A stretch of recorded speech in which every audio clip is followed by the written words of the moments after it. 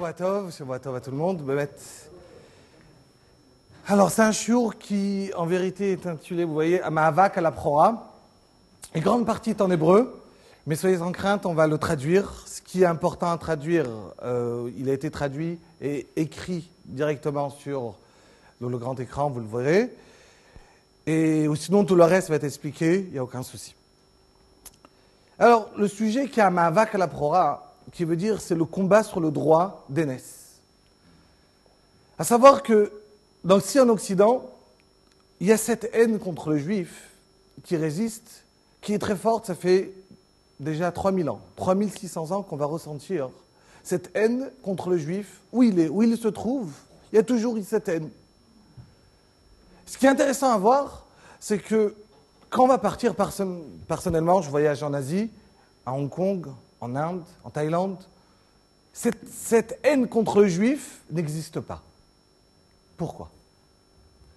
Vous savez que dans la Torah, Akadosh Baruch Hu nous dit que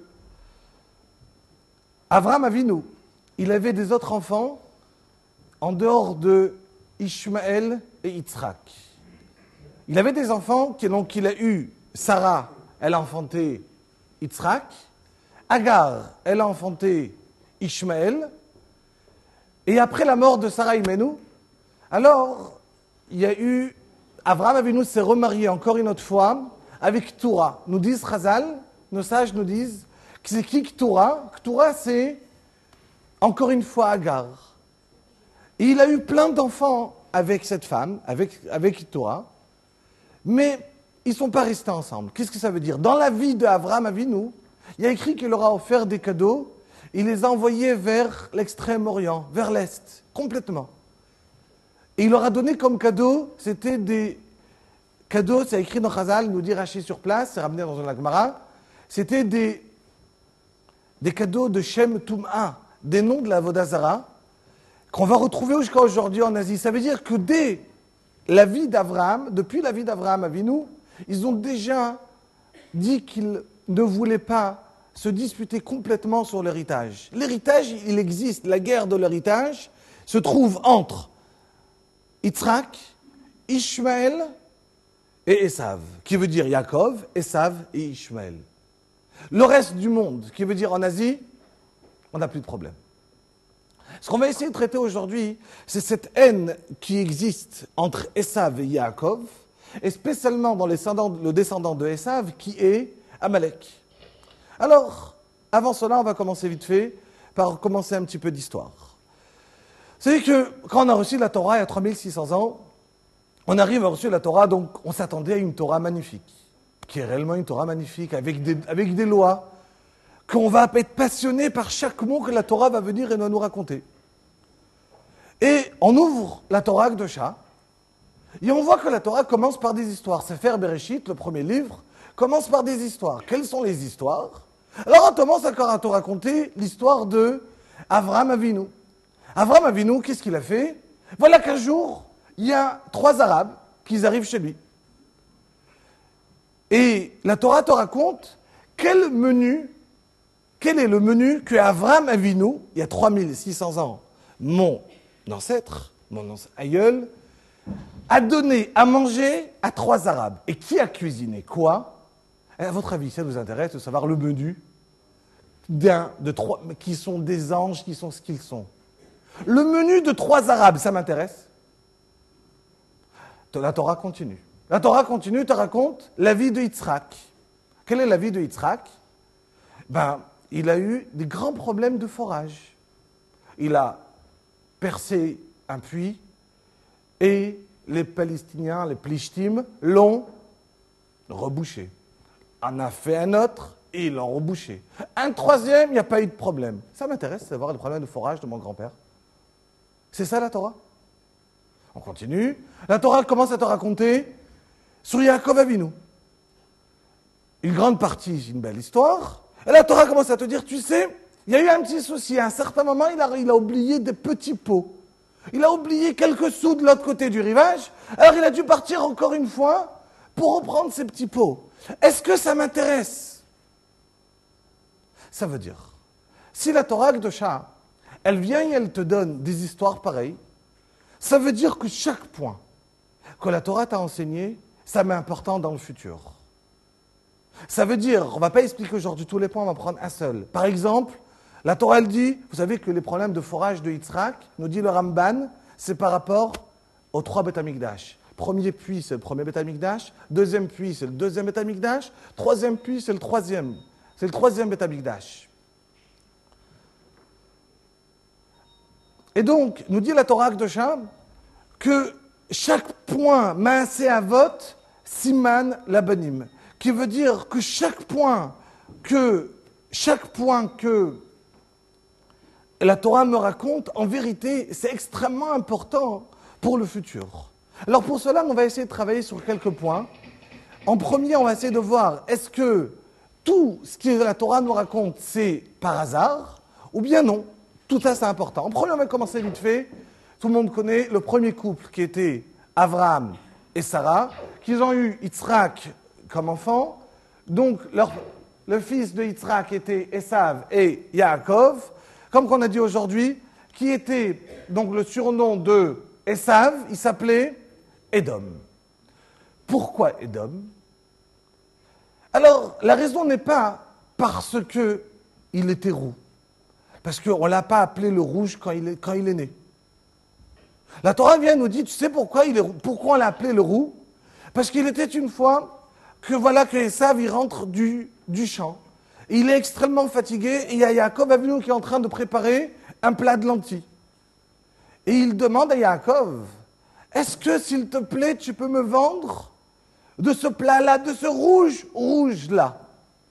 Depuis, il s'appelle le rouge. Est-ce que ça vous comprenez? Ça veut dire que quoi?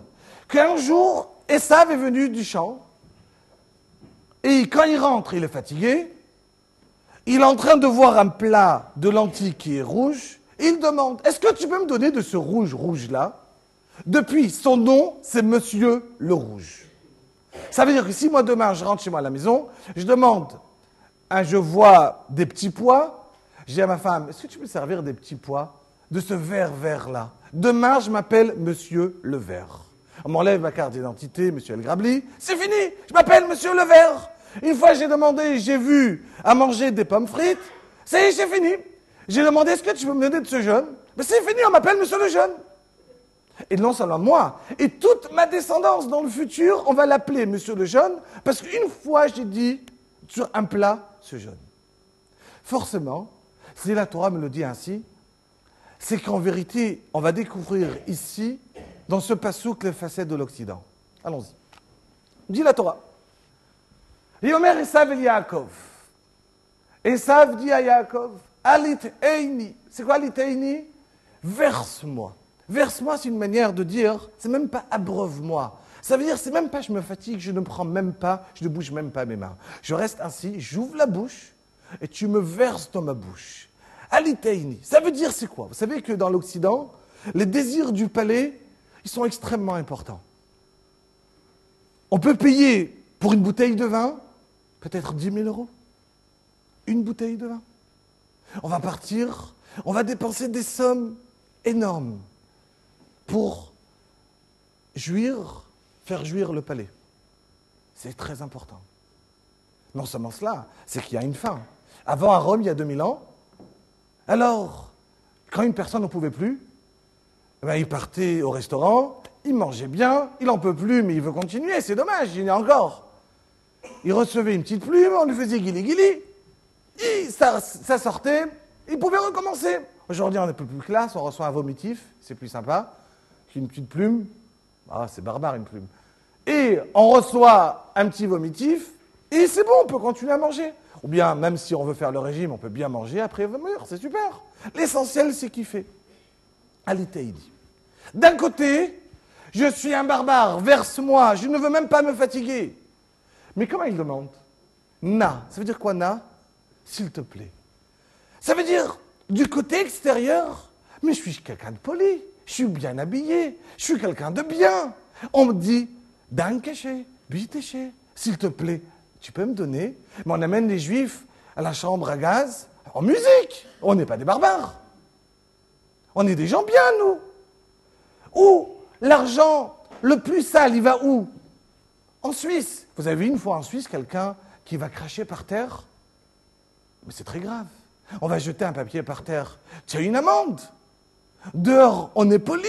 On t'attrape la porte quand tu sors de l'immeuble. Tous les voisins, ils sont gentils. Mais l'argent le plus sale du monde, la pédophilie, l'argent le plus sale, il va où? Dans quel compte? C'est en Suisse. Du côté extérieur, on est quoi? Clean, tout beau. Interdit de se comporter mal. Mais l'intérieur, je suis un pourri. D'un côté, c'est Alitaini, verse-moi, je suis un sauvage. Non, mais s'il te plaît, tu peux me donner la bonbonne de gaz? On a besoin de la mettre là pour tuer ces quelques millions de juifs. Mais je dis, s'il te plaît.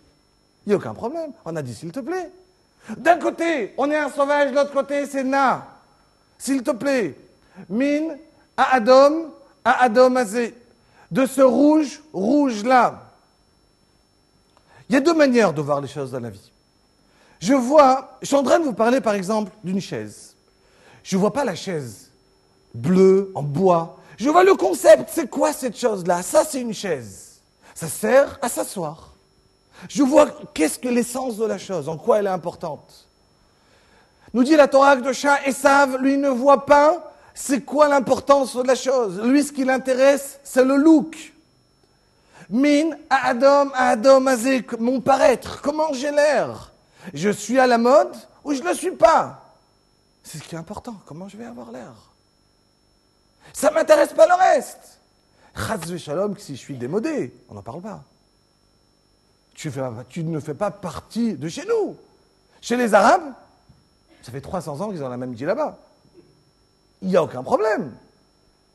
En Occident, Min Adam Azé. Ki ayef anochi. Car je suis fatigué. Quel est le rêve de l'Occident? Toutes les pubs, qu'est-ce qu'on voit? Deux cocotiers, un bois hamac au milieu, en train de bronzer sur une île. Relax. On est fatigué. Vous avez une fois dérangé un voisin ici à Bonneuil, le dimanche matin en faisant du bruit. Non, mais tu l'as tué. C'est fini. Le dimanche matin, tu lui as pris tout son Gan Eden. Tout son paradis, c'est fini. Mais le dimanche matin, c'est kadosh, c'est ça, c'est pas possible de me déranger. La chose la plus importante, c'est la relax. Kiaïef. On demandait à quelqu'un dans la rue, ça va, qu'est-ce qu'il vous répond? Oh, je suis fatigué. Kiaïef, Anori, je suis fatigué. Tout le monde, à peine on rencontre quelqu'un, je suis fatigué, j'attends les vacances. Bientôt les vacances. Il y a le retour des vacances, on est fatigué des vacances. Et tout le temps, mais on est toujours fatigué. On est fatigué. Kiaïef, Anori. Je suis fatigué. Chez les Arabes, à 4h30 du matin, vous avez vu en Israël, ou si vous connaissez peut-être votre jeunesse, à 4h30, à 5h du matin, il y avait le muazzin, non, qui commençait déjà à chanter dans le micro. Essayez de faire ça en France, 5h du matin, réveiller tout le monde. Vous allez voir demain, le CPE, c'est petit à côté. Essayez demain, à essayer de mettre des micros comme ça dehors pendant des heures, et c'est quelqu'un qui va hurler dans un micro. Je sais pas, moi, en Chine, à 5h du matin, on se lève, ça travaille. C'est le monde du travail. En Occident, c'est le repos. Il y a des jours de vacances, et 35 heures, et ainsi, sans arrêt. Et ce qui est important, c'est se reposer. Contrairement, quand on va arriver chez les Arabes, en Chine, en Occident, c'est le travail. On continue. Kiaïef Anochi, car je suis fatigué. Comment il aurait dû dire en hébreu? Anochi? Ou bien comment on dit? Ani, je suis fatigué. C'est qui a dit Anochi? Hachem. Anochi Hachem Elokecha. En Occident, chacun se prend pour Dieu. Moi, je pense comme ça. La vie, il n'y a pas de vérité absolue. Chacun pense ce qu'il veut, non? Moi, je pense comme ça. Toi, tu penses comme ça. Je t'ai rien obligé, non? Kiaïef Anochi. Moi, je suis fatigué et je pense comme ça. Anochi. Je suis un Dieu. On décide ce qu'on veut, non? Il n'y a pas de vérité. Nous dit la Torah, Alken, Kara, Shemo, Edom. C'est pour cela que je l'ai appelé son nom Édom. C'est pas parce qu'une seule fois il a dit ce rouge là, c'est beaucoup plus profond que cela. Car la Torah vient, te démontre un petit peu toutes les facettes de Édom.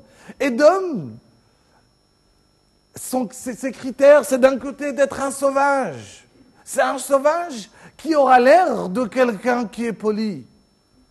On le verra dans l'histoire, combien c'est vrai cette phrase.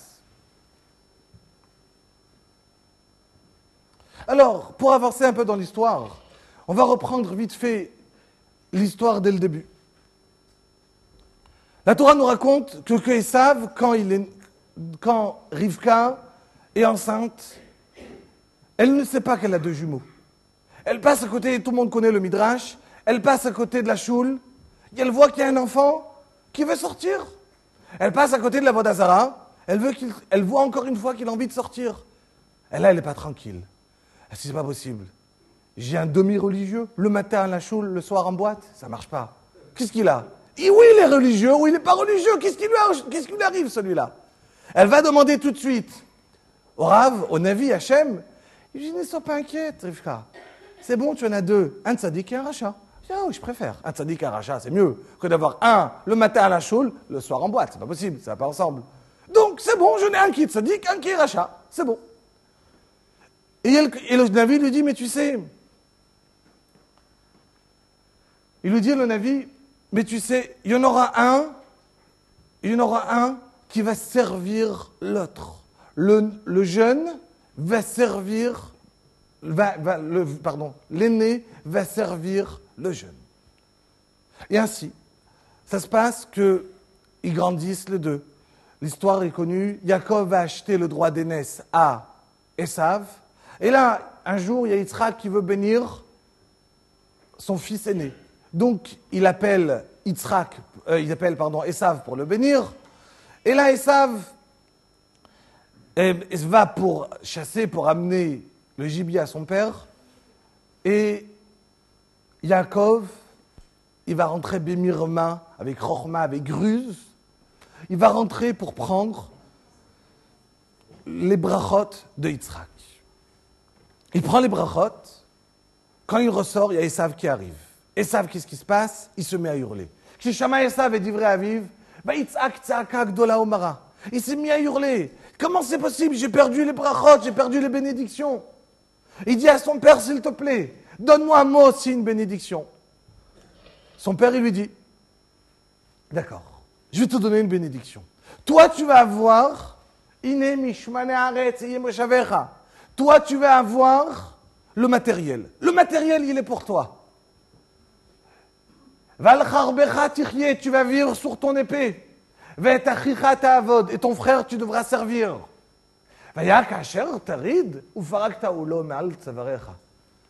C'est quoi la ride? La ride, ça veut dire la redet. C'est quoi la redet? Descendre. Ça veut dire, d'un côté, je te dis, fais attention. Il y a ton frère, tu devras le servir. Mais si tu as un problème avec ton frère, ça veut dire que tu as envie de battre ton frère. J'ai une solution pour toi. Quand ton frère, il va descendre, il ne sera plus le Yaakov qui est assis à étudier la Torah, qui va à la choule pour étudier la Torah. Ou farakta ou lo me'al tzavarecha. À ce moment-là, tu vas pouvoir enlever son joug de toi. Ça veut dire, en vérité, Yaakov est plus fort que Esav. Mais il y a une manière que Esav va gagner. De quelle manière? Kshiavru Israël à la Torah. Quand le peuple juif va transgresser la Torah. À ce moment-là, c'est foutu. Qu'est-ce qui se passe? Il y a Esav qui va monter sur Yaakov. Et c'est ainsi. Qu'est-ce qui se passe à partir d'aujourd'hui? Esav va haïr son frère. Et quel est son rêve? Qu'il lâche la Torah. Car il sait très bien que s'il lâche la Torah, il est le plus fort. Son rêve, il est de quoi? Qu'il lâche la Torah. Alors maintenant, nous allons voir la suite. Et combien de fois la même suite que la Torah nous raconte, ça va se réitérer dans l'histoire. Ça va recommencer. Qu'est-ce qui se passe? Il y a Yaakov Avinu qui va se sauver tout de suite. Il a peur que Esav va le tuer. Qu'est-ce qu'il fait, Yaakov? Il se sauve chez Lavan, à Haran. Au bout de 34 ans qu'il s'est sauvé, il a envie de retourner voir son père, voir ses parents. Il est accompagné de 11 enfants, 11 garçons, puis une fille Dina, 4 femmes. Il se dit peut-être après 34 ans, mon frère il m'a un peu oublié. Il a moins cette haine. Eh bien non.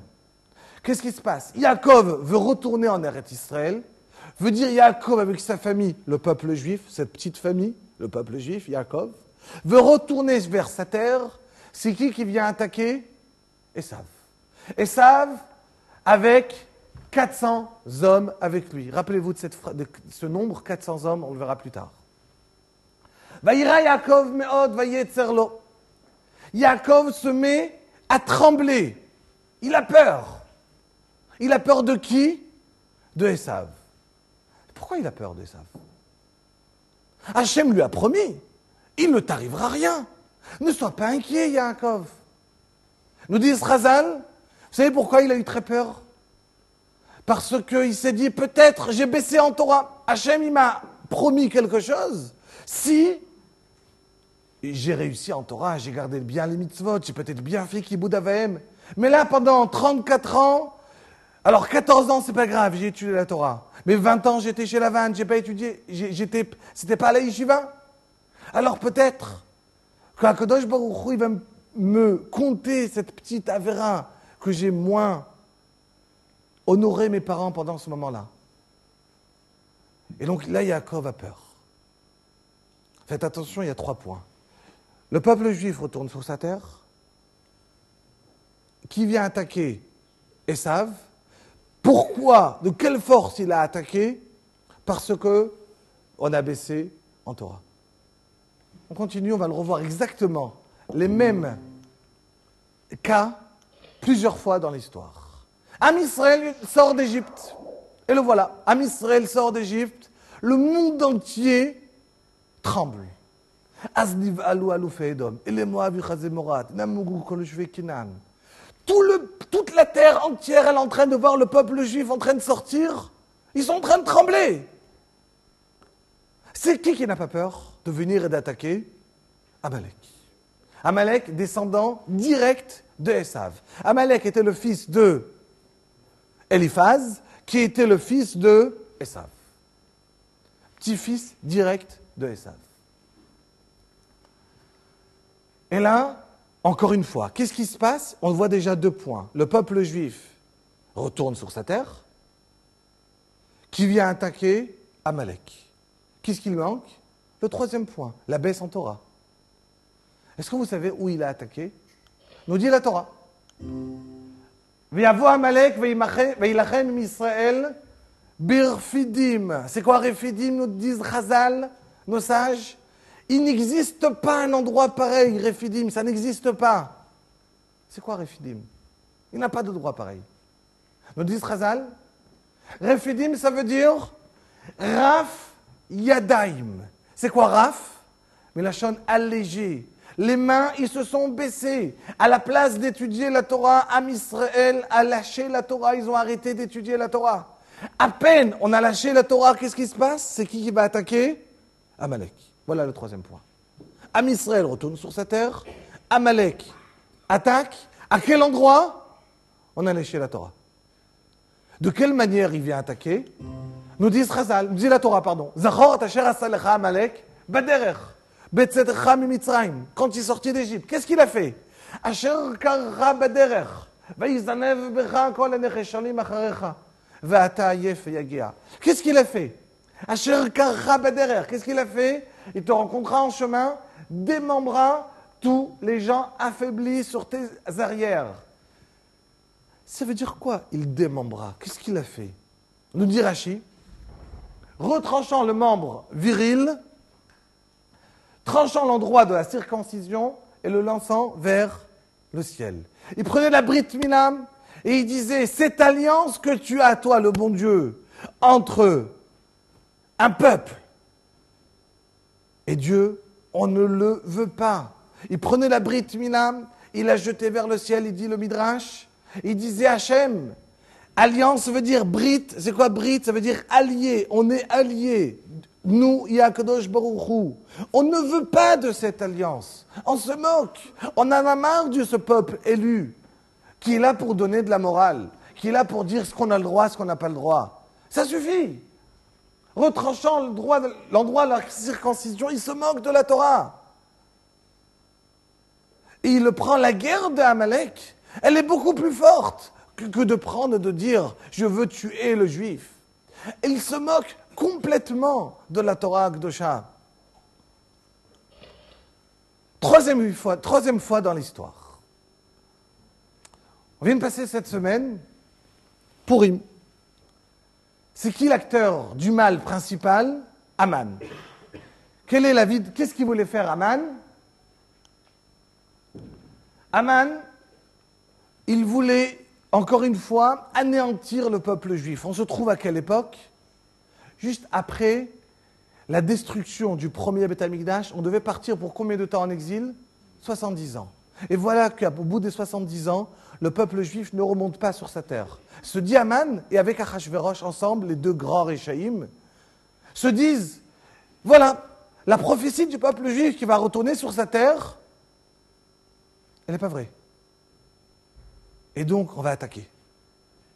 Donc, le voilà encore une fois, le peuple juif veut retourner sur sa terre. C'est qui attaque? Aman. C'est qui Aman? Aman ben Amdata à Agagi. C'est qui Agag? On l'a lu la semaine dernière dans l'Haftara, si très bien lu. À Agagi. À Agagi, on l'a lu donc. C'est qui? C'était le roi de Amalek. Que quand Shaoul, il est parti faire la guerre contre Amalek, il a laissé une personne. C'était qui? Agag. Agag, et jusqu'à qu'il y a Shmuel qui est venu vers Chassef, il a descendu la tête à Agag. Entre-temps, il y a eu un enfant. La descendance directe, c'est qui? Aman. Amalek, descendance directe de Amalek, c'est qui? Aman. Aman vient attaquer le peuple juif. De quelle manière? Encore pire qu'Hitler. Il ne veut pas tuer les juifs avec une solution finale qui va prendre 4 ans ou 5 ans. Lui, c'est en un jour. En un seul jour. Quelle est là une stratégie très simple. On va envoyer des lettres dans le monde entier, puisqu'il régnait sur le monde entier. Et là, on va dire qu'il y a un ennemi. Mais on ne sait pas c'est qui. D'un jour à l'autre, on va te dire, tu sais c'est qui l'ennemi? Le juif. D'un jour à l'autre, le juif n'existera plus dans le monde. Heureusement, son tour est de jouer, on le verra plus tard. Encore une fois, voilà les 2 points. Am Israël veut retourner sur sa terre. Amalek va attaquer. Quel est le 3e point? Ils ont lâché la Torah. Oui, ils ont lâché la Torah. Nous disent Chazal, pourquoi Aman il est arrivé? À cause du Mishté, qu'ils ont profité du Mishté de Achashverosh. On a descendu en Torah qui attaque Amalek. 4e fois. Chazal, la Gemara, il y a 1550 ans dans le traité de Megillah, vient et dit, peut-être à la fin des temps, où encore une fois, le peuple juif devra retourner sur sa terre. Il y aura encore une fois un début de commencer de retourner vers Israël. Est-ce que peut-être Amalek voudra encore une autre fois attaquer le peuple juif et l'anéantir? Solution finale. Les nazis, Marchemam. La Gemara écrit il y a 1550 ans, elle est ici, celui qui l'intéresse, je vais l'amener ici sur place, traité de Gemara clair et net. Nous dit la Gemara. Vamar Rabbi Yitzhak, Maï dirtiv, qu'est-ce qu'il a écrit? Al titen Hashem avaye rasha zemamo al tafek yaromu sela. Il y a une tfila, une prière de Yaakov Avinu. Yaakov Avinu, il a demandé quelque chose à Hachem. Quelle est la demande? Hachem dit à Hachem, Yaakov dit à Hachem, Hachem, ne donne pas ma'avaye racha. Ma'avaye, ça veut dire les désirs, les mauvais désirs de ce rachat, de qui il parle, de Esav. Zemamo al tafek. Ne lui enlève pas cette muselière qu'il a. Car si tu vas l'enlever, Yaromu, c'est là. Car si tu vas l'enlever, il va régner pour tout le temps. C'est là, c'est à jamais. Nous dit la Gemara, veut dire quoi ce pasouk? De qui il parle? De quelle époque il parle? Nous dit la Gemara. Amar Yaakov lifnei HaKadosh Baruch Hu, Ribono shel Olam, Yaakov il a dit devant HaKadosh Baruch Hu, maître de l'univers, Al titen le'esav harasha ta'avat libo. Ne donne pas ce qu'il désire, les mauvais désirs de son cœur. Zemamo al tafek. C'est quoi Zemamo al tafek? Nous dit la Gemara. Zou Germania shel Edom. C'est la Germanie qui est en Édom de l'Occident. Car si ils vont sortir, Shil Male Em Yotzim, Marchivim Kol Olam Kulo. Car si Germania, ils vont sortir, ce sera une guerre contre le monde entier. Et là, le monde entier peut être détruit. Et il nous dit la Gemara, comment ça s'appelle? Germania. Germania, comment on dit l'Allemagne en hébreu? Germania. Germania et non Germania. On dit il n'y a pas de même, mais un nun. Sur place. Je vais les tous amener, vous le verrez plus tard. Tous les commentaires, il y a 1500 ans, de le Yalkut. Et ainsi de suite, une dizaine, je vous les ai ramenés si ça vous intéresse à regarder dans les mots, un par un. Arrivent et disent, attention, il y a écrit dans la Gemara, Germania, mais c'est pour des raisons de censure, qu'on n'ait pas de problème avec les goïms. Mais en vérité, ça va s'appeler, il faut lire Germania. Nous dit la Gemara, attention, est-ce que tu veux avoir des détails pour savoir c'est quel peuple qui voudra anéantir le peuple juif? Où il se trouve cette Allemagne? Je vais te le dire. C'est une Gemara qui se trouve ici sur place. Tu veux savoir comment il a l'air l'Allemagne? Tlat mera ktire tane ika begermania chez les Dom. En Allemagne, il y a 300 principautés. C'est une ville, il n'y a pas un président qui va régner, un empereur qui va régner sur l'Allemagne. Il y a 300 principautés et une est en train de se battre avec l'autre. Il y a Kadosh Baruch Hu, il ne le laisse pas en paix, car s'ils sont en paix, la guerre, elle commence. Vous connaissez l'histoire? Ça, déjà, c'est ce que je vous ai ramené. Que le Gaon, ainsi qu'il faut dire, non, Germania, mais Germania. Non seulement cela, ils nous disent, I Ashkenaz Shelanu, le Gaon de Vilna. Connaissez-vous entendu parler? Et le génie de Vilna, il y a 250 ans, il te dit, c'est ici où on habite. Ici, en Allemagne. La Gemara, elle te parle d'ici, qu'arrivera un moment où ils voudront détruire le monde entier. Et à ce moment-là, le Gaon, vous savez qu'il a dit aussi que la guerre Gog ou Magog qui doit arriver, il a dit qu'elle va durer, vous savez combien de temps? 12 minutes. Il y a 250 ans, quand le Gaon, il a dit qu'elle va durer une guerre mondiale de 12 minutes, tout le monde a posé la question au Gaon, mais Rav, une guerre mondiale en 12 minutes, on a des épées, on a des flèches, on a ce que vous voulez, mais une guerre mondiale en 12 minutes, est-il possible? Est-ce qu'on pose la question aujourd'hui, est-ce qu'il est possible en 12 minutes une guerre mondiale? Avec le nucléaire, peut-être 12 minutes, c'est déjà trop. C'est déjà trop 12 minutes, c'est fini. Aujourd'hui, en 5 minutes, le monde il est fini. Les rabbinim, ils ont dit, je me rappelle, Rav Shach à la Yeshiva, ils avaient dit qu'il faut savoir une chose, que quand on entend une chose pareille, on se dit alors, c'est fini, je ne peux rien faire. Une guerre mondiale, ça veut dire qu'il y a une bombe atomique qui va exploser. Une bombe atomique qui va exploser. Je ne peux rien faire, où je vais me sauver? Ils avaient dit, les rabbinim, j'avais entendu ça de Rav Shach, entendu ça de tous les Gdolim. Rabbi Lashiv, il a redit il y a quelque temps.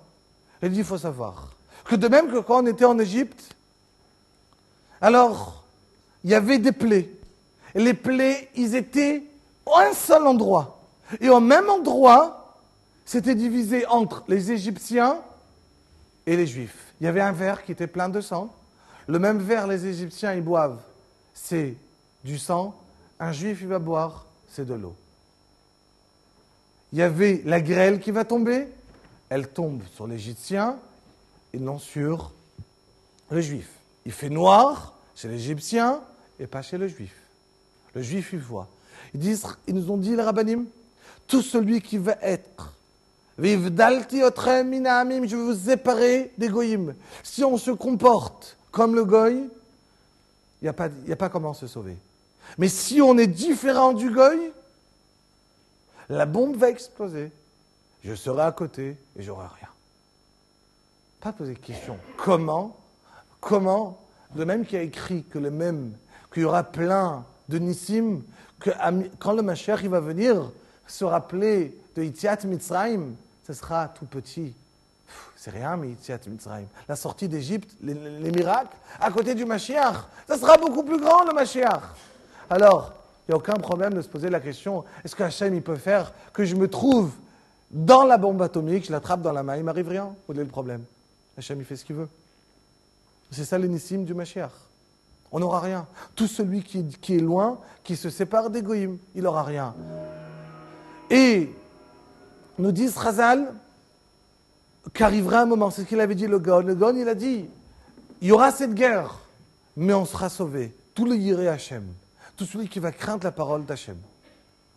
Alors je reviens à l'Agmara. L'Agmara nous dit 300 principautés en Allemagne. Vous ouvrez l'encyclopédie, l'histoire d'Allemagne.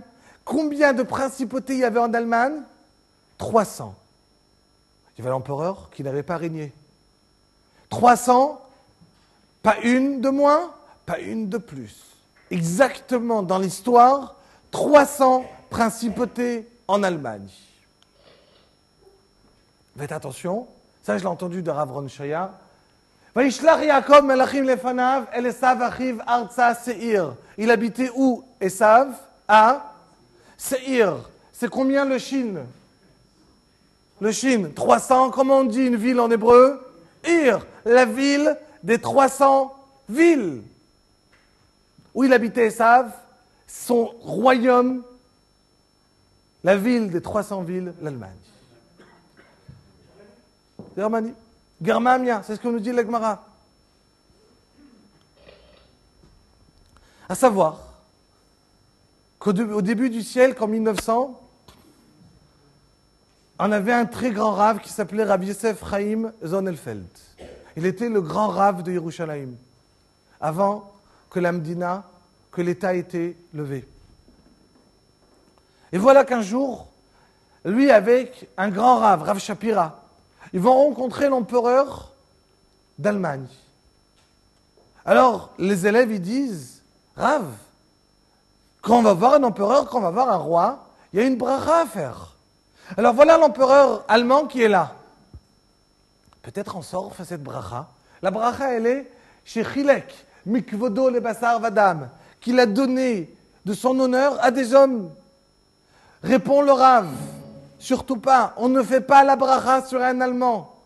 Mais pourquoi? Il lui a dit, j'ai entendu au nom de mon Rav, le Maharil Diskin, le Rav qui était juste avant à Jérusalem, qui est décédé en 1898, que lui, il a entendu au nom du Gra. Du Gra, c'est le Gaon de Vilna. Que l'Allemagne, c'est Amalek. Et on ne fait pas de bracha sur un Allemand. L'Allemagne, c'est Amalek. Et tu as envie de savoir quels sont les critères de Amalek? Je vais te le dire, c'est très simple. Bezeh simanam, voilà leur signe chez le Zera Amalek. Mitadrim ou mitiapim klapechutz. Ils se font très très beaux, ils sont tout classe du côté extérieur. Vetocham, malé eres, vesina kevushal am Israël. Et leur intérieur, ils sont pleins, ils sont remplis de haine contre le peuple juif.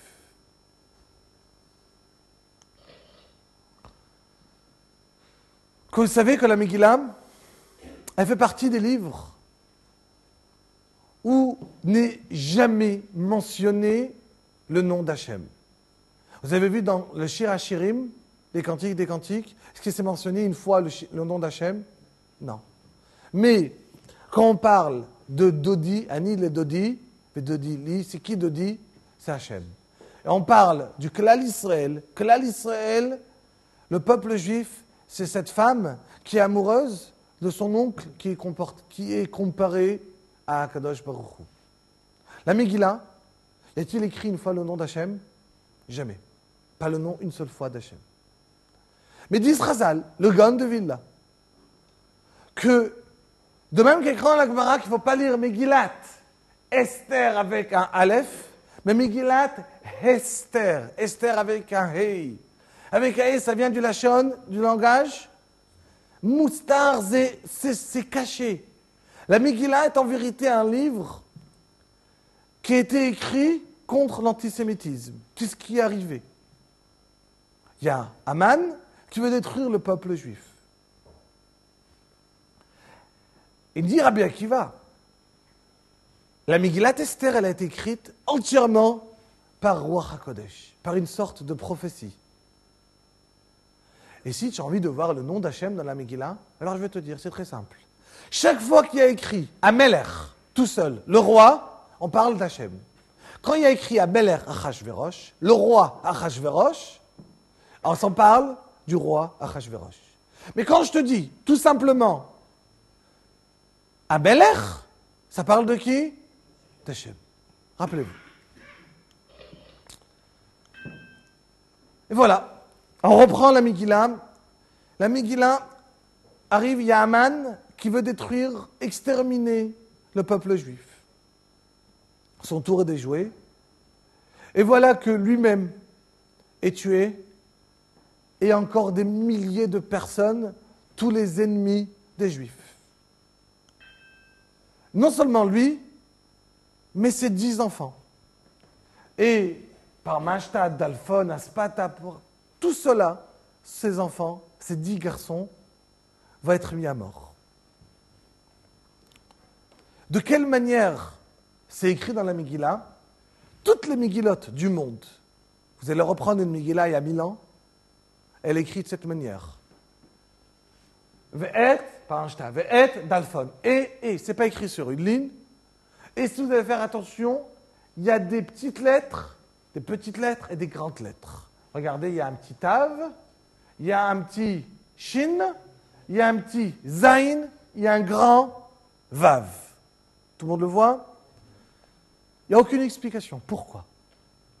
Vous savez que des fois dans la Torah, de même, cette paracha, il y en avait. Il y a des fois dans la Torah, il y a écrit par exemple Shema Yisrael Hashem Elokeinu Hashem Echad, un grand Aïn, un grand Dalet de Echad. Vaikra, dans Sefer Vaikra, le Aleph, il est tout petit. Si j'écris normalement, c'est pas soul. Il faut absolument écrire les petites lettres en petit, les grandes lettres en grand. Et là, toutes les Megillotes du monde, il faut écrire une petite lettre, un petit Zain, il y a un grand Vav. Pourquoi? Première question. Deuxième question, la Megillah elle-même. Alors, rappelez-vous que Amelech veut dire quoi? Hachem. Et voilà que Akadosh Baruch Hu, il vient et il dit à Esther, Esther, tu as trouvé grâce à mes yeux. Tu as réussi. Grâce à toi, le peuple juif a été sauvé. Esther. Ma she'elater ou ma bakashater v'inaten lach. Il demande le roi, c'est qui Amelech, pas écrit Amelech Achashverosh, le roi. Il vient chez Esther et lui dit, Esther Amalka, tu as trouvé grâce à mes yeux. Demande-moi ce que tu veux, je t'écoute. Ça va être exaucé. Masu, ma she'elater v'inaten lach, ma bakashater od veteas. Esther, c'est le moment. Demande. Que va-t-elle demander? Elle t'a demandé, je ne sais pas moi, le Beth Amikdash. Si elle veut du fric, le loto, qu'il demande quelque chose. Mais au moins quelque chose de sérieux. Il y a le roi qui vient chez toi, Hachem, il vient chez toi, il te demande, Esther, choisis. Ce que tu veux, tu peux demander, c'est magnifique. Et là, Esther, c'est bizarre. Elle demande quelque chose d'insignifiant. La Tomer, Esther, il va la Meler Tov. Si Hachem, il est bon. Il n'attend gam machar que demain, pas aujourd'hui, demain, la Yehoudim aux Juifs, de faire quelque chose d'étrange. De faire quoi? Ve'et aseret bnei Haman itlu al etz. Que les 10 fils de Haman soient pondus sur l'arbre.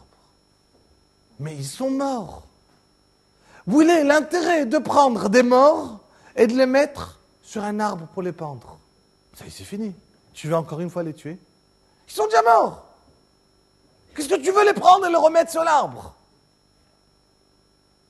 Mais Esther, elle demande une demande tout à fait bizarre.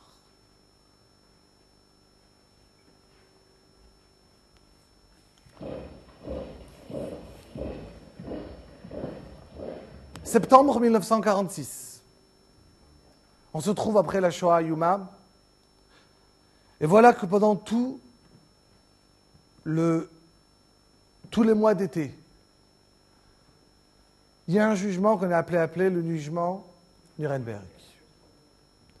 Et voilà que tout le mois d'été, il y a une vingtaine de condamnés qui sont jugés.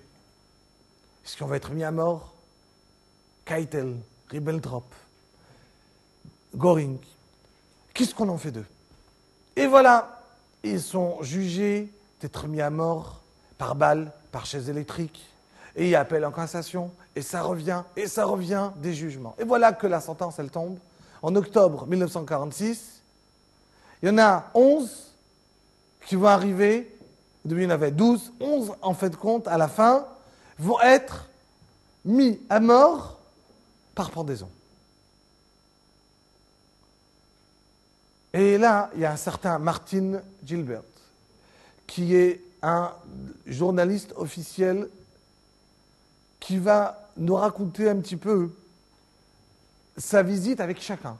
Il est rentré chez chacun, et ce que chacun il a en vérité raconté, c'est un peu intéressant à lire, mais on va aller plus rapidement. Combien chacun, quand il a écouté cette nouvelle qu'il va être mis à mort par pendaison, alors il était dégoûté. Encore d'être mis à mort, on comprend. Karl Burger, il a dit, mais encore, il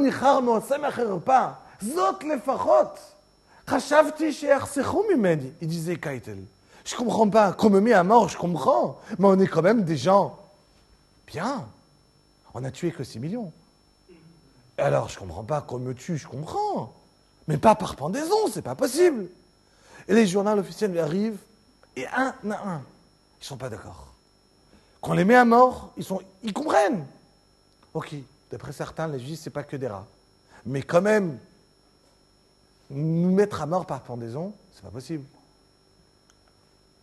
Et voilà que le moment de les pendre arrive assez vite, mais il y a un fait qui va arriver, qui va précipiter.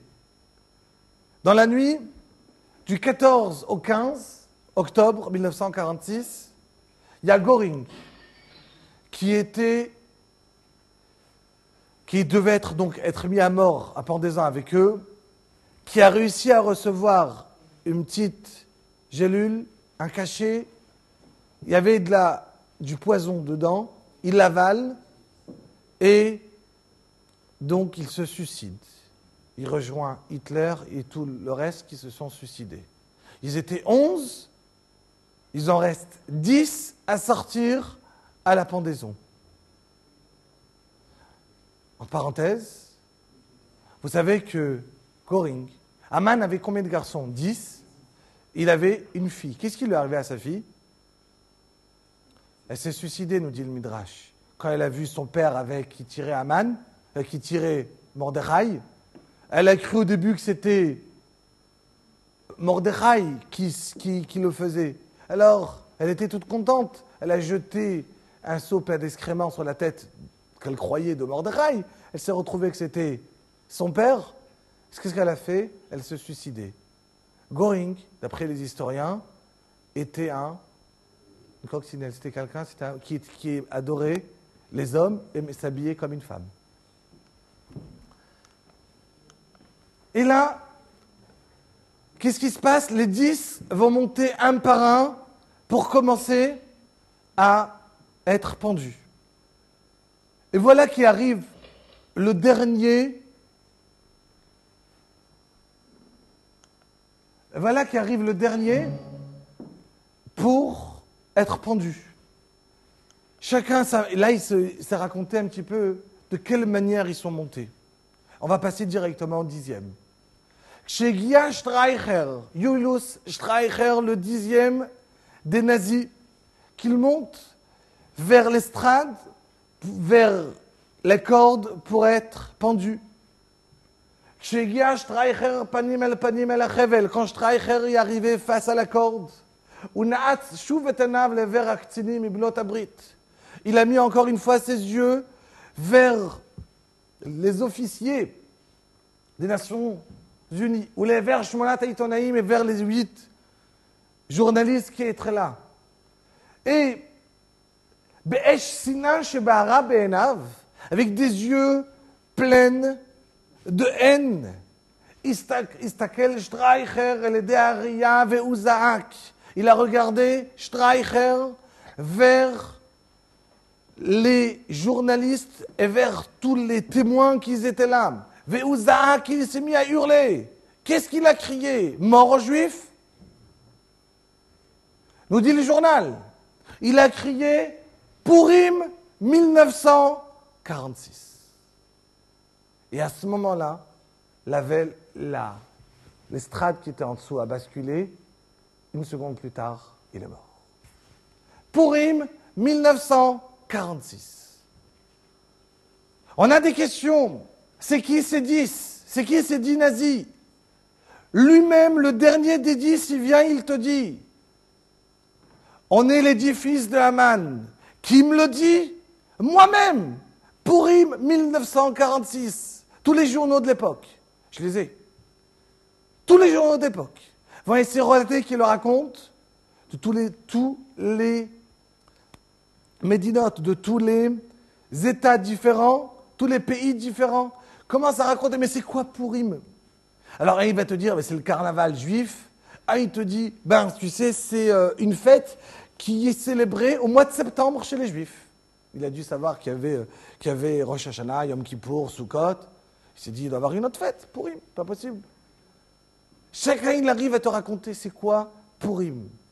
Purim 1946.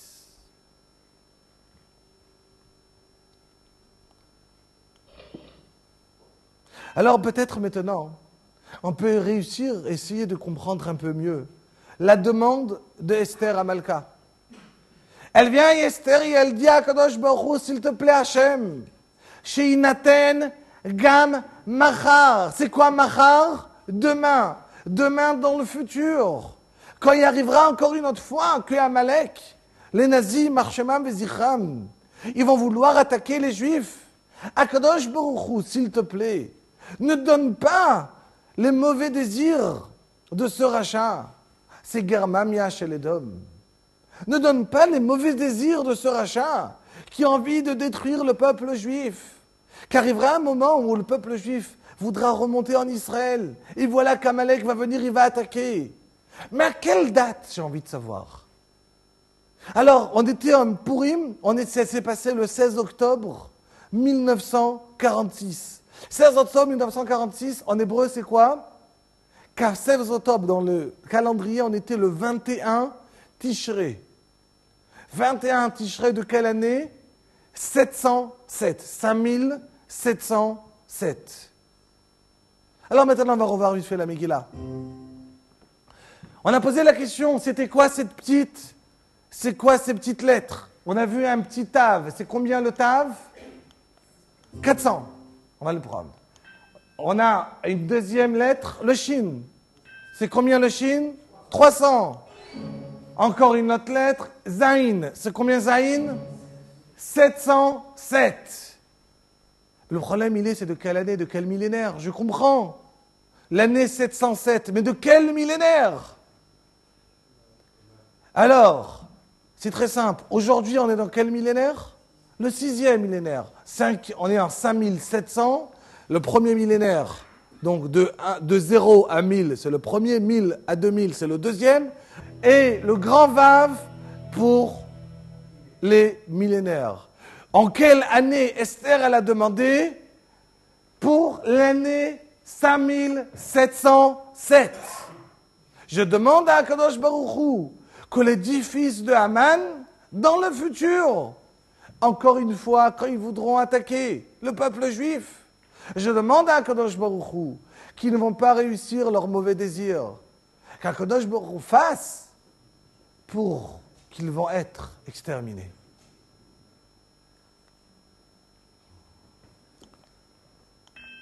On a dit, c'était quel? C'est ce qu'il a dit à Rabbi Akiva. Megillat Esther, Beruach HaKodesh Nirteva. Il ne faut pas croire que la Megillah. Si vous faites attention, le Kaf Aleph Tishrei, le 16 octobre 1707, on se retrouve. C'est quelle fête chez nous, le Kaf Aleph? Hoshana Rabbah. Le moment, au Hoshana Rabbah, toutes les dinim, toutes les bonnes choses qui sont arrivées d'en haut, qu'Akadosh Baruch Hu descend vers le monde, on appelle ça Pitkatava, on reste réveillé, on demande à Kadosh Baruch Hu des bonnes choses.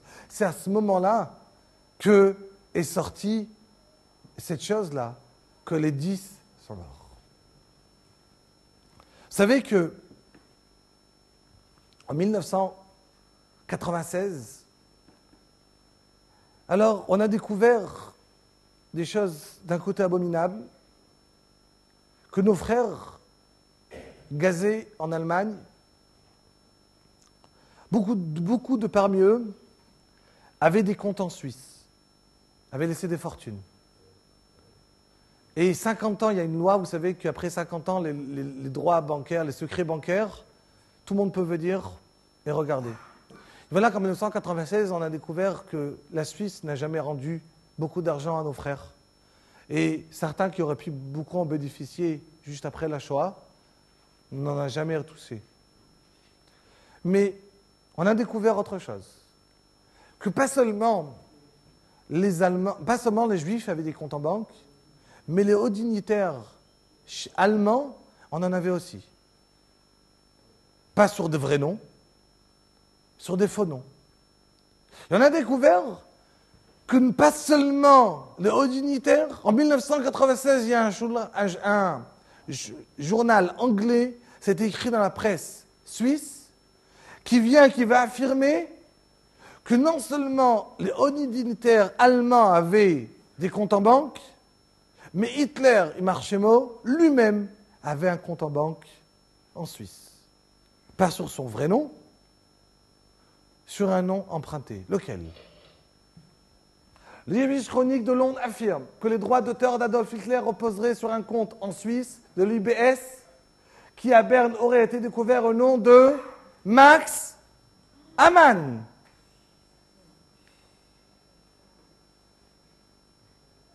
On a des questions. Qui nous le dit?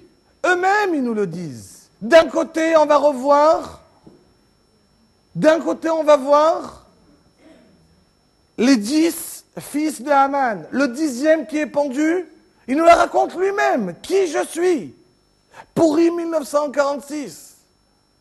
Et après, on découvre en 1996 que Hitler, il marchait mauvais zichro, lui-même, inconsciemment, quand il va chercher à se donner un surnom, son nom va être Max Amann.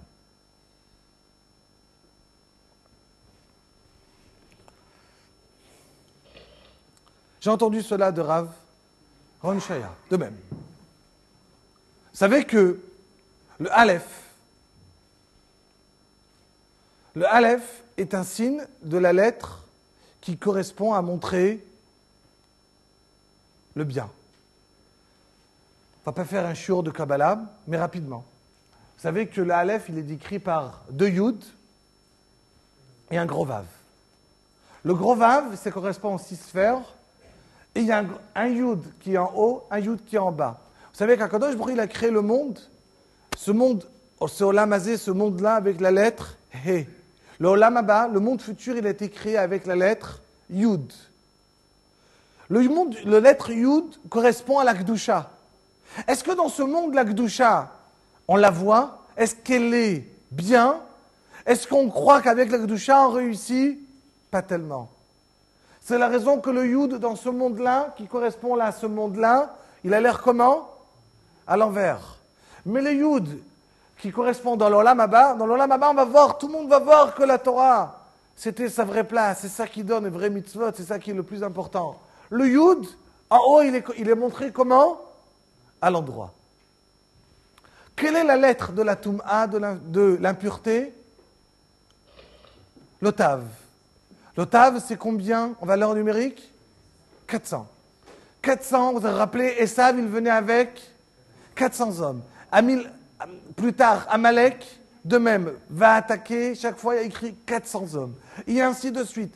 Avec David Ameler, 400 hommes qui sont restés de chez Amalek. Aïn Ra, c'est combien la valeur numérique? 400, et ainsi de suite.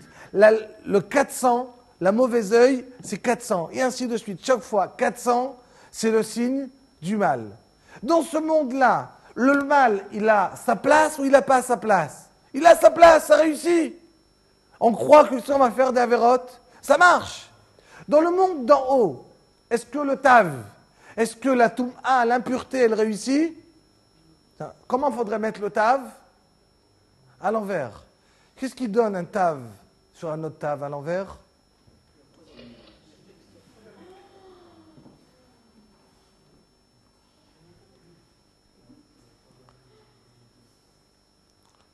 Encore une fois, il faut savoir que rien n'est du hasard. Inconsciemment, il faut savoir que tout ce qui arrive dans le monde, alors on le revoit, il n'y a pas de hasard. Les forces du mal vont aspirer, vont prendre leur force de quelque part. Et ils le prennent de tout ce qui a le mal dans le monde. Et voilà, encore une fois, tout ce qu'ils ont pu eux-mêmes faire, ça vient de quelque part. On avance. Le dit la Megillah, Aman, il voulait détruire le peuple juif. Venishloach Sfarim el kol medinot hamelech. On a envoyé des envoyés, on va envoyer des livres dans le monde entier. Les Hashmid. Ça veut dire quoi, les Hashmid? Tuer. Les Harog? Tuer. Les Abed? Tuer. 3 fois. C'est la même chose. Hashmid, l'Harog ou l'Abed. Exterminer, tuer, anéantir. Merci. J'ai compris. L'Hashmid, l'Harog ou l'Abed. Ça veut dire quoi? Encore une fois, le Gaon de Vilna. Le Gaon de Vilna, il y a 250 ans, sur son commentaire sur la Megillah. L'Hashmid, l'Ixor, Gzerot, Shmad, Shelo Ya'asku Batorah. Qu'est-ce que ça veut dire l'Hashmid? Il nous dit le Gaon, Amalek ne veut pas tuer seulement le juif. Amalek, ce qu'il veut, l'Ixor, Xerot, Shmad, que le juif ne se comporte pas comme un juif qui va être assimilé complètement. Mais de quelle manière le juif il est assimilé? Comment je vais faire que le juif, il est plus juif? Shelo Ya'asku Batorah. Qui ne vont plus étudier la Torah. Car qu'est-ce qui donne la force aux juifs? C'est la Torah Kedoshah. Akol kol Yaakov, vayadayim yedei Esav. Akol, nous dit Chazal. Akol, vous savez qu'il y a écrit Akol, Hakol, c'est en vav. Akol, kol avec un vav. Pourquoi? Nous dit Chazal pour te dire, si tu vas alléger Hakel kol Yaakov, si tu allèges la voix de Yaakov qu'il n'y a plus dans les yeshivot, tu ne dis plus la Torah, on n'est plus assis en train de casser sa tête sur la Gemara. Alors, qu'est-ce qui se passe? Les mains de Esav, ils deviennent destructibles, ils arrivent et ils détruisent le peuple juif. Mais si on est là dans les yeshivot en train d'étudier, on est dans le Beth Midrash en train d'étudier encore un shiur et encore un shiur, les mains de Esav ne peuvent rien nous faire. Et vous voulez savoir c'est qui nous le dit? Hitler lui-même.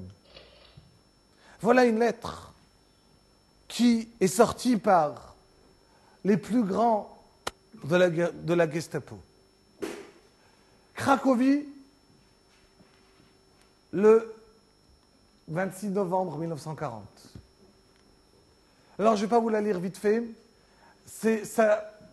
On est en train, il demande, étant donné qu'en 1940, en Pologne, énormément de Juifs commençaient à comprendre qu'est-ce qui va arriver dans le monde. Et voilà que la Shoah se prépare. Beaucoup de nos frères, 3 millions de Juifs, sont là en train de se dire qu'ils vont peut-être quitter la Pologne, quitter l'Allemagne. Peut-être se sauver vers les États-Unis. Et là, c'est circulaire maintenant dans la direction du gouvernement général de l'intention, c'est parmi, concernant l'ordre du Bureau de la sécurité du Reich, donc les plus hauts chez les Allemands. On est en train de donner, je demande de refuser toute demande d'émigration pour aucun Juif. Nous, aujourd'hui, on peut lire cette lettre très facilement. Il faut comprendre que pour nos frères, il y a 66 ans, cela voulait dire la mort. C'est fini. Ils étaient pris au piège. Interdit de sortir. Et à partir d'aujourd'hui, ça commence l'extermination. Plus personne n'a le droit de sortir. Mais je ne comprends pas Hitler. Si toi, tu veux une Allemagne toute propre du juif, tu n'aimes pas le juif, laisse-le partir.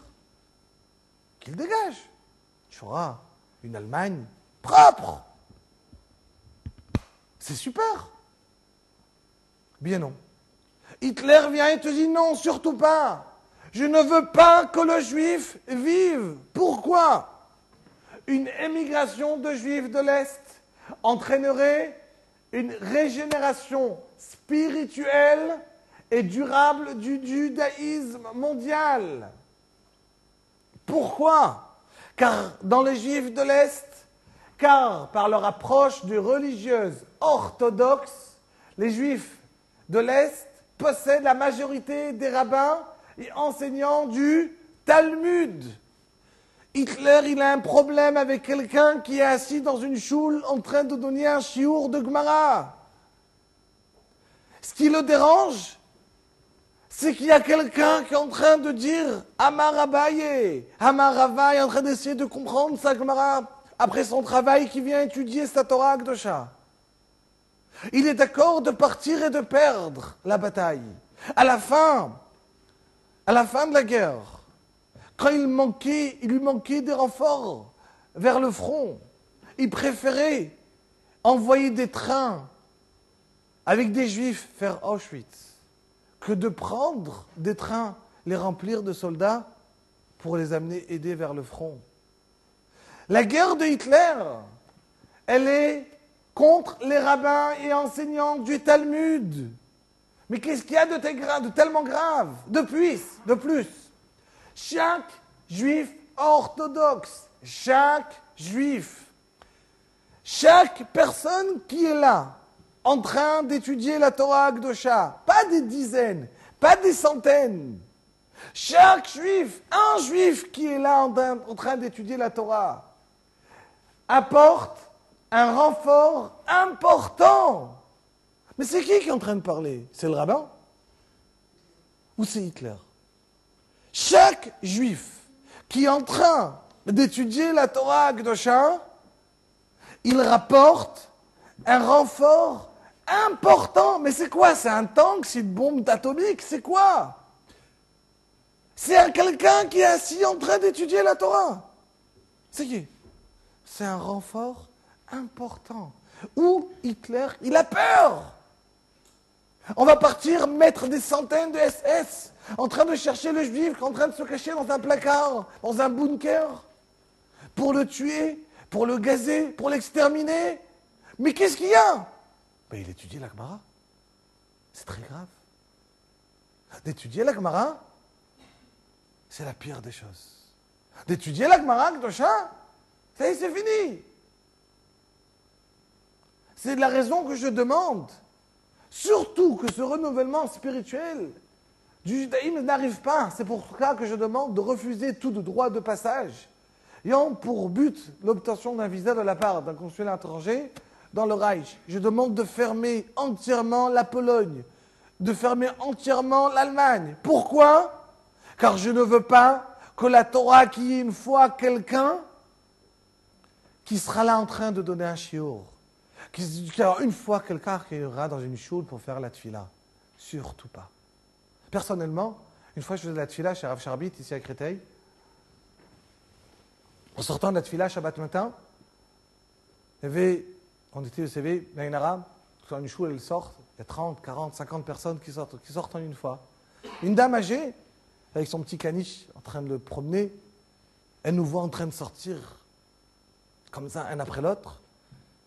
Et en passant à côté d'elle, elle siffle comme ça dans ses dents, elle me dit « Ah, si Hitler, il aurait vu ça !»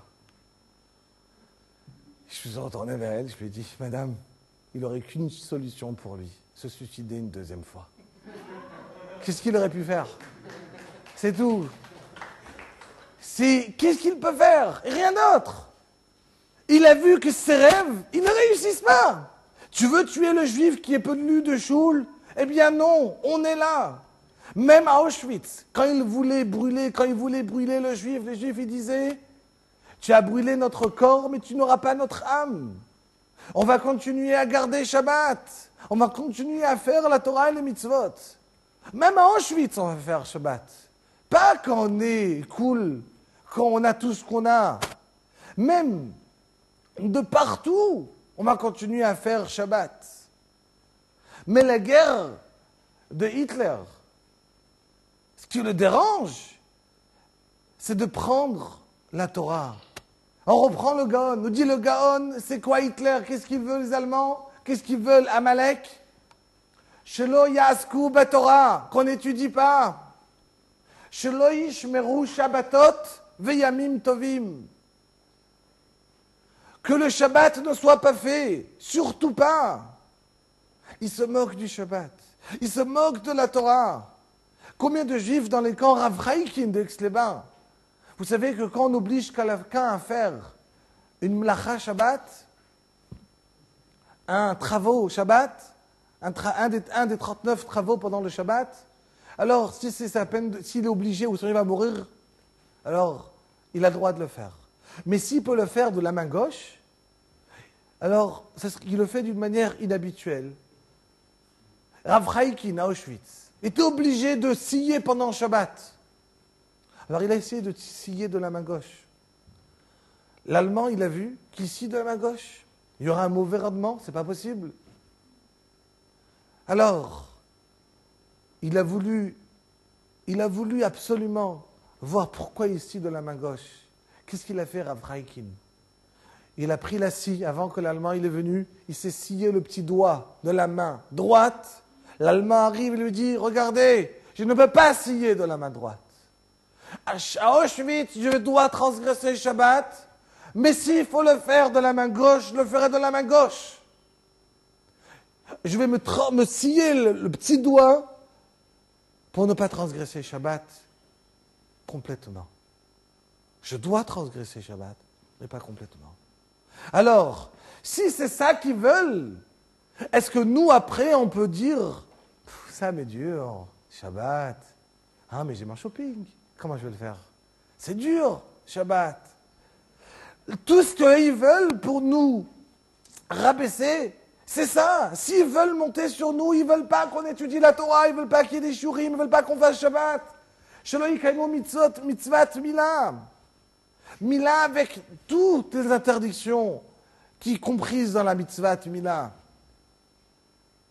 Combien de personnes ils ont fait pour partir, combien de femmes pour partir au mikvé? Encore il n'y a pas longtemps, quand les Russes, quand le mur, l'URSS il est tombé, on a entendu encore des histoires d'il y a 15 ans. Combien de femmes, qu'est-ce qu'ils faisaient? Pikuach nefesh pour partir et se tremper au mikvé, dans de l'eau des fois glaciale. Et si le KGB était là qui les attrapait, ils étaient mis à mort. Et voilà que nous, Baruch Hashem, aujourd'hui, on a la possibilité de venir et de faire les mitzvot convenablement. Mais chez Yanichut Finin, ils ont pris les bases Il nous dit le Gaon, les bases du peuple juif. Shelo yanichut tfilin. Chas v'shalom qu'un juif, il rate une fois dans sa vie mitzvat tfilin. Nous, on dit surtout pas. Nous dit le Gaon, c'est ça que ça veut dire les Hashmid. Mais il y a écrit 3 fois. Les Hashmid, la Harog ou les Abed. Nous dit le Gaon. Les Hashmid, c'est ça. La Harog veut dire tuer. Les Abed, ça veut dire quoi? Depuis toujours, cette haine contre le juif, elle a existé. Mais cette haine, elle a existé tant que le juif était vivant. Quand on l'a tué, c'était fini. Un juif mort, on le laissait tranquille, il est mort. Une seule fois dans l'histoire, on a attaqué le juif mort. C'est qui? Les nazis, Marshemam. Après qu'on l'a gazé, il faut le brûler. Qu'il ne reste rien du tout. À Sobibor, en 1942, 90 000 juifs ont été enterrés vivants. La terre bougeait encore pendant des jours et des jours. En 1943, des centaines de prisonniers juifs sont amenés pour déterrer les corps et les brûler. Qu'aucune trace ne reste. Ils sont morts, mais surtout pas. Il faut les brûler. On ne veut pas de traces de juifs. Nous dit le Gaon, qu'est-ce qu'ils veulent Amalek ou les Abed? Afilut agufim ametim, même les corps morts, les Abed mina olam, les détruire de ce monde. De quelle manière? Al-Yedé Srefa, en les brûlant. C'est ce qu'il veut Amalek. Il ne veut pas seulement tuer le juif. Shelo ishaer shem Israël baolam. Qu'il n'y ait aucun souvenir du peuple juif. Même le juif mort, il faut le tuer. Il faut le détruire. Rabotai, si c'est ça, la haine qu'ils ont eux-mêmes contre nous, et leur manière de se battre contre nous, c'est de venir et nous dire qu'on va ressembler à des goïms. Shelo yasku batorah. Alors notre bataille contre le peuple allemand, contre les nazis, contre les SS, contre tous ceux qui veulent, tous ceux qui nous haïssent, c'est quoi? C'est d'étudier la Torah, de garder mieux Shabbat, de faire mieux la mitzvah mina, de jamais rater le mitzvah tfilin. Notre bataille, c'est ça. Si on veut savoir qu'un discours de Hitler lui-même, il marche mauvais zichro, on va le voir, qu'est-ce qu'ils veulent. Quelle manière de se moquer de juifs. Vous savez qu'à Treblinka, quand ils avaient, d'un côté où ils avaient le camp de travail, d'un autre côté où il y avait les fours crématoires. Alors il y avait une allée où ils passaient par là-bas pour arriver pour ne pas qu'ils avaient mis plein d'arbres et pour qu'on ne va pas voir où les gens là-bas partaient se déshabiller et rentraient vers les douches. Alors, ils avaient appelé, il y avait une Shidrat Etzim, comme ça, un chemin. Comment ils avaient appelé sur le portail cette allée? Ils avaient appelé Derer Gan Eden, l'endroit, le chemin du Gan Eden. Ils se moquaient de la Torah. Tu veux partir aux chambres à gaz? Viens, vas-y, tu vas aller au Gan Eden, vas-y. La Torah, on vient et on se moque. On va finir par un discours de Hitler, Imar Shemo, qui est en vérité un discours de Hitler, qui lui-même, peut-être cette phrase, peut-être ce discours, devrait devenir un grand poster de notre chambre. Car on va croire que c'est un rabbin. Mais ce n'est pas un rabbin. Si Marshemo Vezicho Hitler. J'ai traduit de l'hybride en français. Nous dit Hitler, oui, nous sommes des barbares. Nous en sommes fiers. Je délivre les hommes des liens de l'esprit des tourments, corrompus et avilissants de cette vue de l'esprit qu'on appelle la conscience morale. Car le judaïsme a imposé aux hommes 2 mutilations, celle du corps par la circoncision et celle de l'âme par la conscience morale, qui n'est rien d'autre qu'une invention juive. La morale, ça suffit, on n'en veut pas. On fait ce qu'on veut. Si moi je suis d'accord, si elle est d'accord, où il est le problème? Et la Torah, Kdosha, peut-être c'est pas le moment. Peut-être c'est assourd aujourd'hui. Peut-être c'est pas ça. Mais non, on s'en fiche. Il n'y a plus de conscience morale. La guerre pour la domination du monde n'existe qu'entre nous et leur camp, entre les Allemands et les Juifs. Tout le reste n'est qu'une illusion. Il nous dit Hitler, il marche mot. Il y a 52 millions de morts dans une guerre. Je sors vers une guerre mondiale. Mais quel est le but? Le but, c'est la guerre contre le juif. Car la conscience du juif, sa Torah Kdosha, c'est ça la guerre. La guerre, elle n'est pas... Vous ne croyez pas que c'est une guerre contre les Russes, contre les Allemands, contre les Américains. La guerre n'existe qu'entre nous et leur camp, entre les Allemands et les Juifs. C'est Amalek qui est en train de parler. Amalek est en train de dire, je haïs le Juif par sa Torah. Et tout ce qui a l'air autour, c'est un montage, c'est rien. Ne faites pas attention. Ce qui m'intéresse, moi, c'est que le Juif, sa Torah n'existe plus.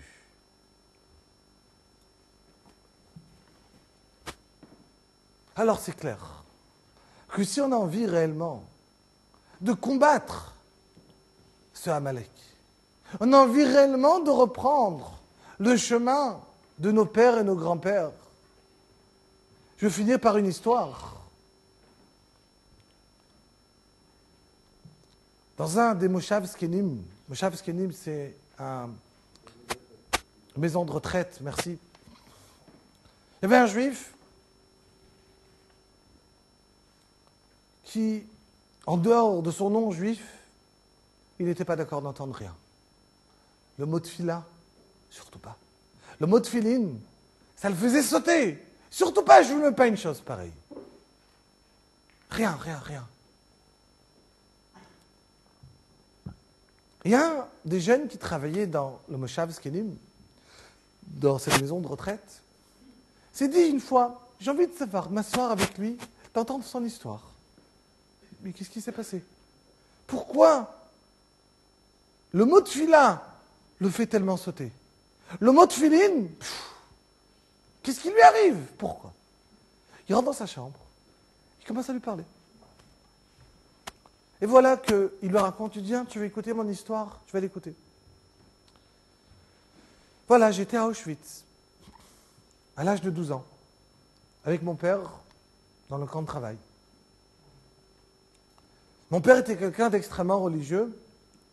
Dans le camp, dans la baraque où on dormait, alors, il y avait non une paire de tefilines, mais une partie de tefilines. Ça veut dire, vous savez que les tefilines, on met sur la main et la tête, mais c'est deux mitzvot qui sont séparés.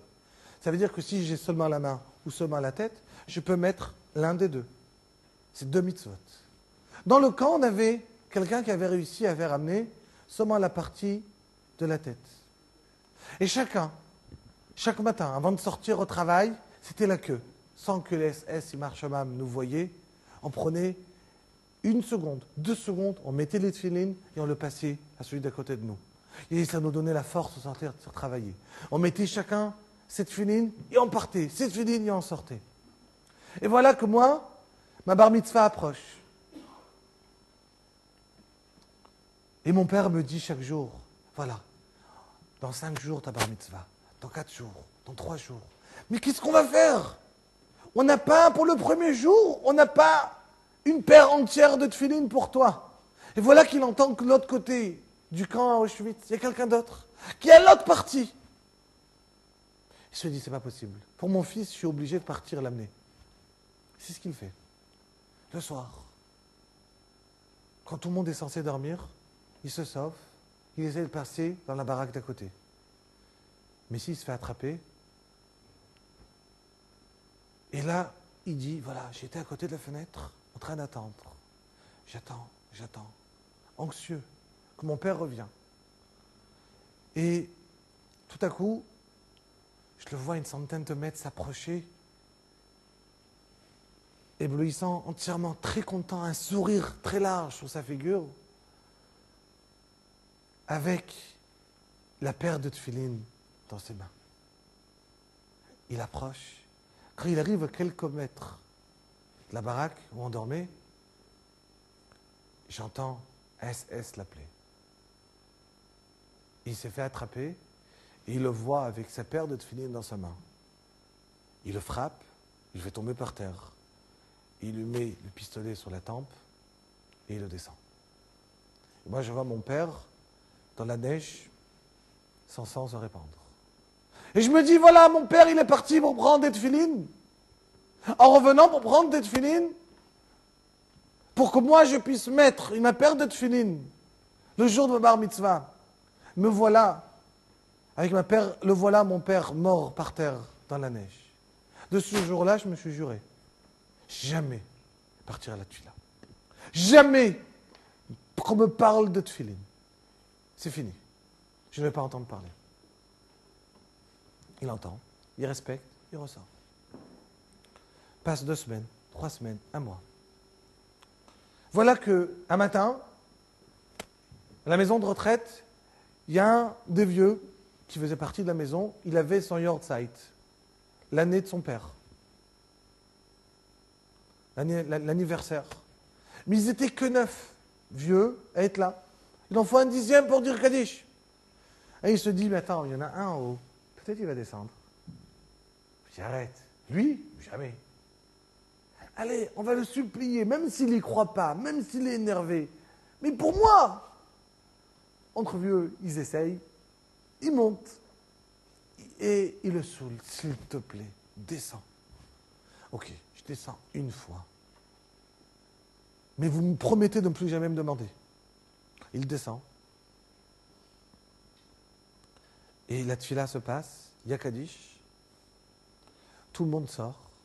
Il oublie sur place. Ce jeune-là, je l'avais parlé, il s'occupait, il rentre un peu plus tard dans la matinée, il le voit avec des tefilin, talit, il pleure, il pleure, il pleure. Il s'approche de lui, laisse-moi tranquille. Et voilà que les semaines y passent. À la place d'être dans sa chambre, il est dans la choule. Voilà qu'un jour, ce jeune arrive au travail le matin et il n'est plus là. Il demande qu'est-ce qui lui est arrivé. Il apprend qu'hier soir, il s'est senti mal. Il est arrivé à l'hôpital, il est décédé. Et il y a l'alvaya, l'enterrement. Là, il y a la fille qui vient et qui dit voilà, la fille de cet homme dit est-ce que c'est toi qui avais parlé avec mon père? Il a dit oui. Il voulait te transmettre quelque chose. Il t'avait raconté son histoire, mais il voulait te dire la fin. La fin, c'est que toute sa vie, il a cru que pour combattre les Allemands, alors il fallait ne pas mettre les tefilin. Mais quand il a compris, bien au contraire, pour aller dans le chemin de son père, alors au contraire, il va combattre les Allemands en leur montrant que ne croyez pas que vous avez réussi à nous enlever les tefilin, à nous enlever la tefila Akdosha. Bien au contraire, on est là et on va continuer à être là. Et on va continuer à se renforcer, à faire la Torah Akdosha. Chaque fois que j'arrive la tefila le matin, chaque fois que je vais faire ma tefila avec Minyan, chaque fois que j'arrive à un shiur, à étudier encore une fois la Torah, alors il faut savoir que j'ai combattu encore une autre fois. Alors, quand des fois, on va perdre un petit peu l'importance de qu'est-ce qui est un shiur, ça serait bien de se rappeler de Hitler lui-même. Quelle importance il mettait à un shiur de Torah. Et à ce moment-là, on va comprendre combien Kadosh Baruch Hu, il aime les Bnei Israël quand on est assis en train d'étudier la Torah. Kadosh Baruch Hu, il aide que chacun de nous, alors on va réussir à combattre Amalek, à savoir que parmi la première mitzvah qu'on va avoir, quand le Mashiach sera là, sera la destruction de Amalek. La destruction d'Amalek qui veut dire cette guerre contre la Torah ne doit plus exister. C'est fini. Qu'Akadosh Baruch Hu fasse que le Mashiach Tzidkeinu, arrive, bimera, biameinu. Amen.